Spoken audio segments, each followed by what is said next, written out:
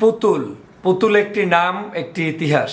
বাংলাদেশে এই পুতুল হচ্ছে শেখ হাসিনার কন্যার নাম। এই পুতুলকে নিয়ে বাংলাদেশ ঘিরে বিভিন্ন আলোচনা সমালোচনা চলছে, যেমনিভাবে সজীব ওজের জয়ের পারিবারিক বিষয় নিয়েও আলোচনা চলছে। এই পুতুল ফরিদপুরের কুখ্যাত রাজাকার নামে খ্যাত ইঞ্জিনিয়ার খন্দকার মোশাররফ হোসেন সাহেবের সন্তানের সাথে বিবাহ বন্ধনে আবদ্ধ হয়েছিলেন এবং তাদের সংসার বেশ ভালোভাবেই যাচ্ছিল। আওয়ামী লীগের গত 15 বছর যে বাংলাদেশে অবৈধভাবে ক্ষমতায় থেকেছে, তার মধ্যে প্রায় 10 বছর পর্যন্তই এই পুতুলের যে শ্বশুর রয়েছেন তিনি শেখ হাসিনার সাথে ভালোই একটি সম্পর্ক ছিল এবং তারা একে অপরের সাথে খুব যোগাযোগ ব্যবস্থাও ভালো ছিল। মন্ত্রী ছিলেন, এলজিআইডি মন্ত্রী হিসেবে দায়িত্ব পালন করেছেন, প্রবাসী কল্যাণ মন্ত্রী হিসেবে দায়িত্ব পালন করেছেন তৎকালীন সময়ে সেই পুতুলের শ্বশুর ইঞ্জিনিয়ার খন্দকার মোশাররফ হোসেন। এবং আজ অবধি পর্যন্ত, এখন পর্যন্ত তিনি পার্লামেন্টের মেম্বার হিসেবেই কিন্তু আছেন। দ্যাট মিনস লাস্ট 3টা ইলেকশনই তিনি ফরিদপুরের 3 আসন থেকে এমপি হয়েছিলেন। এই শ্বশুরকে নিয়ে বাংলাদেশের সমগ্র মানুষ যখন সমালোচনা করছে, তখনও এই শ্বশুর এবং বেআইনের অপরাজনীতিতে বাংলাদেশ সহ ফরিদপুর সহ বিভিন্ন অঞ্চল অতিষ্ঠ ছিল। আপনারা জানেন, শেখ হাসিনার ছেলে এবং মেয়ে এই দুই পরিবারের কোথাও কোনো শান্তি নেই, তাদের পারিবারিক কোনো ঐতিহ্যগতভাবে কোনো সুসম্পর্ক নেই, যেটা নিয়ে আমি বারবার বিভিন্ন সময় বিভিন্ন টকশোতে বক্তব্যে আলোচনা করেছি। জানতে চেয়েছি যে শেখ হাসিনা কি সুখে আছেন না দুঃখে আছেন, শেখ হাসিনার আদতে কোনো এই পরিবারের সাথে সম্পর্ক আছে না ডিভোর্স হয়েছে। আওয়ামী লীগের কোনো সৎসাহসকারী কোনো নেতা আজ পর্যন্ত আমার সেই প্রশ্নের জবাব দিতে কিন্তু পারে নাই। কেন পারেন নাই? এই জন্য এই পুতুল এবং পুতুলের হাজব্যান্ড এবং এই বেআই এবং বেআইয়ের ভাই, এরা সবাই বিভিন্ন কারণে দুর্নীতিতে সম্পৃক্ত হয়ে এমন একটা গড গিফটেড অশান্তির মধ্যে পড়ে গিয়েছেন যে তাদের মধ্যে বাস্তবতার নিরিখে শেষ পর্যন্ত সম্পর্ক রক্ষা করা আর সম্ভব হয়নি। যদি তারা একে অপরের সম্পর্ক রক্ষা করেন, তাহলে আজকের পুতুলের হাজব্যান্ড যেভাবে বিদেশের কোনো কারাগারে কিংবা পালিয়ে আছে, ঠিক পুতুলকেও একই অবস্থায় থাকতে হয়।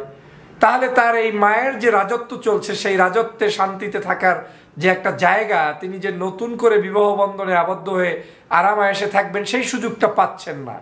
যে কারণে আমার শুরু থেকে সন্দেহ ছিল যে এত সুসম্পর্কের রাজাকার হওয়া সত্ত্বেও যাকে মেয়ে দিয়ে যেই বাড়িতে বেআই বন্ধনে আবদ্ধ হলেন, বেআই বেআইনের সম্পর্ক সেখানে ও খুবই গভীরতম আমরা দেখলাম, সেই জায়গায় হঠাৎ করে তাদেরকে খুঁজে পাওয়া যাচ্ছে না। পুতুলের সাথে তার হাজব্যান্ডের দেখা নেই, বেআইয়ের সাথে তার বেআইনের দেখা নেই। এমনকি শেখ হাসিনার ভয়ে ভীত হয়ে সেই বেআই খন্দকার ইঞ্জিনিয়ার মোশাররফ হোসেন সাহেব তিনি তার মেয়ের বাড়ি সুইজারল্যান্ডে অবস্থান করছেন প্রায় দীর্ঘদিন পর্যন্ত। সম্ভবত আমি যদি মিস্টেক না করি 2020 সালের পর থেকেই তিনি তার মেয়ের সাথে সেখানে অসুস্থতাজনিত কারণ দেখিয়ে অবস্থান করছেন, তথা শেখ হাসিনার ভয়ে ভীত হয়ে। কারণ আপনি জানেন যে শেখ হাসিনা এমন একজন প্রতিহিংসা পরায়ণ ব্যক্তি যে সময় যদি খুব ভালো যায় তাহলে তাকে আপনার আসমানে তুলে নিবে, সময় যদি খুব খারাপ যায় তাহলে তার একেবারে শেষ করে দিবে। যেটা তিনি এখন আপন বেআইকে করে প্রমাণ করে দিলেন, আমরা যারা এতদিন খুঁজতেছিলাম সেটা আজ সত্য প্রমাণিত হলো। কিভাবে?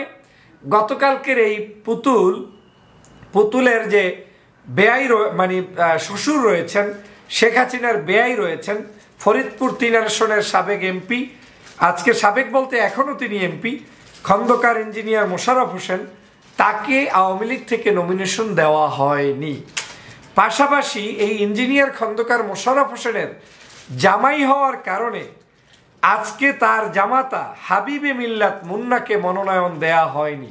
যেই হাবিবে মিল্লাত সিরাজগঞ্জ আওয়ামী লীগের একসময় ভারপ্রাপ্ত সাধারণ সম্পাদক ছিলেন এবং বর্তমানে এমপি হিসেবে দায়িত্ব পালন করেছেন, সেই হাবিবে মিল্লাতও নমিনেশন পায়নি।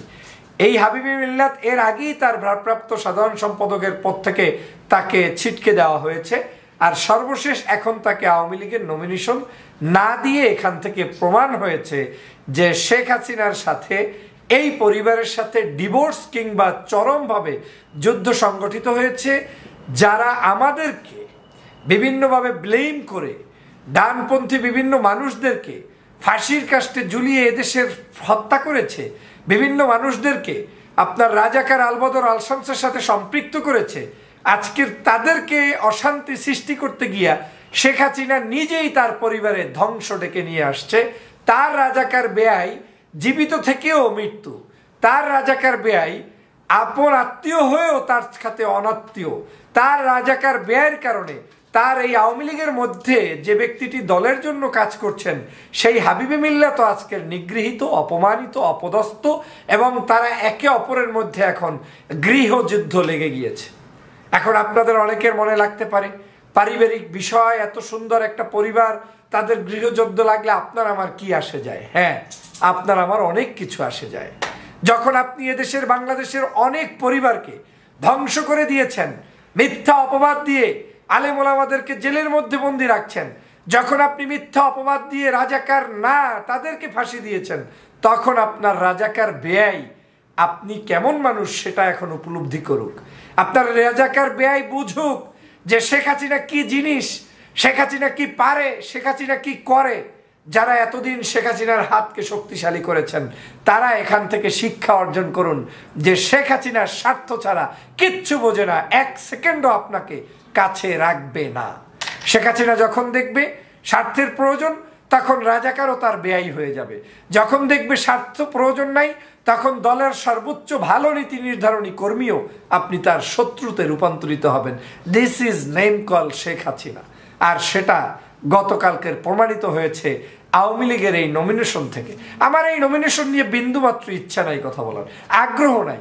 এই নির্বাচন হবে না, হতে দেওয়া হবে না, কিন্তু আমি এই প্রসঙ্গটি এজন্য টেনে নিয়ে এসেছি যে এই পরিবারটার মধ্যে অশান্তিগুলো গোপনে রাখলেও মূলত এখন প্রকাশ্যে রূপ নিয়েছে যে শেখ হাসিনা আজকের পারিবারিকভাবে অশান্তিতে আছেন, জয় আজকের পারিবারিকভাবে অশান্তিতে আছেন। মেয়ে নিয়ে বেড়াতে আসতে পারে না, স্ত্রী নিয়ে বেড়াতে আসতে পারে না, চেহারায় বিষণ্ণতা, $62 বিলিয়ন চুরি করেও নিজে ব্যবহার করতে পারছে না। বিভিন্ন দেশে আজকের এই করাপশনের কারণে তারা সীমাবদ্ধ হয়ে যাচ্ছে। বিকজ এদেশের জনগণের আজকের যে মানুষের উপরে অত্যাচার করেছেন তার রিটার্ন ব্যাকটা আপনারা এখন পেয়ে যাচ্ছেন এবং এই পাওয়ারটা চলমান থাকবে, চলতেই থাকবে। এটা এমন একটা আপনারা কাজ করেছেন এদেশের জনগণের বিরুদ্ধে যে আপনাদের এই বিশাল ভান্ডার, এই রিটার্ন ব্যাক আপনাদের প্রতি যেটা আসবে, প্রতিদিন কষ্ট কষ্ট কষ্ট, আত্মীয় স্বজনের মধ্যে অনৈক্য, এটা আসতেই থাকবে, এটা কোনোদিন শেষ হবে না এবং শেষ হওয়ার নয়। প্রিয় দেশবাসী, আসুন এই ফেসিবাদী শেখ হাসিনার হাত থেকে আমরা রক্ষা পাই। আর রক্ষা পেতে হলে একটি সুষ্ঠু সুন্দর নির্বাচনের বিকল্প নাই। আসুন আমরা ঐক্যবদ্ধভাবে এর পতন নিশ্চিত করি, দেশে একটি সুষ্ঠু সুন্দর রাজনীতির ধারা তৈরি করি যাতে সবাই মিলে ভালো থাকতে পারি। সবাইকে ধন্যবাদ।